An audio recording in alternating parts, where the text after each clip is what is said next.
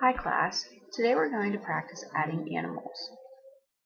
The animals we're going to add are turtles, dogs, ducks, and elephants. For our first problem, we're going to do 1 plus 1. 1 plus 1 equals 2.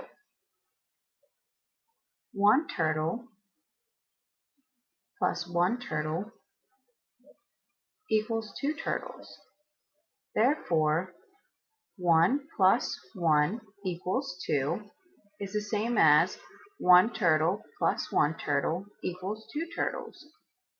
For our next problem, we're going to do 2 plus 2. 2 plus 2 equals 4. 2 dogs plus 2 dogs equals 4 dogs. Therefore, 2 plus 2 equals 4 is the same as 2 dogs plus 2 dogs equals 4 dogs. For our next problem, we're going to try 3 plus 3. 3 plus 3 equals 6. 3 ducks plus 3 ducks equals 6 ducks.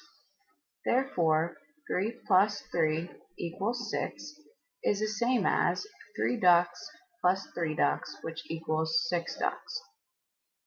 For our next problem, we're going to try 4 plus 4. 4 plus 4 equals 8.